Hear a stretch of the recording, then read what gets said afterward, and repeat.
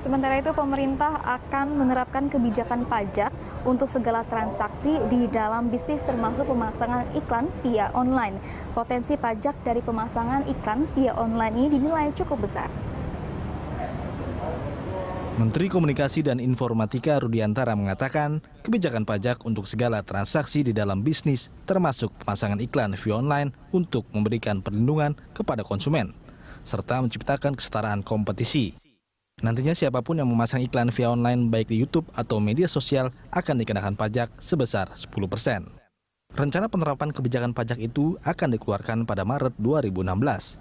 Selain pengenaan pajak, pemerintah juga meminta agar para perusahaan digital raksasa dunia seperti Facebook, Twitter untuk membuka kantor tetap di Indonesia dalam bentuk badan usaha agar dapat dipungut pajak. Terlepas daripada itu, memang pemerintah melalui Kementerian Kominfo akan mengeluarkan kebijakan insya Allah akhir Maret 2016 ini, akhir bulan depan, kebijakan bahwa OTT itu harus BUT, Badan Usaha Tetap atau Permanent Establishment di Indonesia.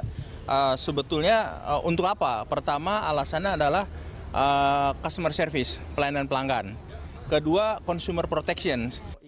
Pengamat pajak dari Universitas Pelita Harapan, Dr. Rudi Bako mengatakan potensi pajak dari pemasangan iklan di media sosial cukup besar. Menurutnya, peran pemerintah, khususnya Kemenkominfo, perlu ditingkatkan untuk mengawasi munculnya ruang hampa akibat iklan-iklan yang berasal dari luar negeri. Lihat dari belanja iklan di setiap media itu kan ada kan, targetnya berapa, misalnya di sini berita satu misalnya 1 miliar, kalikan aja 1 miliar, kalau bisa kali 10%, berarti 100 juta kan. Dan saya yakin tuh lebih dari segitu, karena kan iklan di media itu kan hitungannya kan per detik kan. Per detik, misal 1 detik misal 10.000, kalau misalnya 1 menit ada berapa kan tinggal kalikan saja berapa. Nah, jadi potensi untuk pajak iklan digital secara nasional besar. Ini persisnya ada di angka berapa itu, apakah belum ada ininya? Itu harus dihitung secara ilmiah lah ya. Tapi kalau dari segi secara teori itu dikatakan itu tadi bahwa iklan itu bisa sebagai jasa kena pajak atau barang kena pajak. Bisa juga dua-duanya itu salah satu. Nah, tinggal pemerintah mau kena yang mana itu tadi.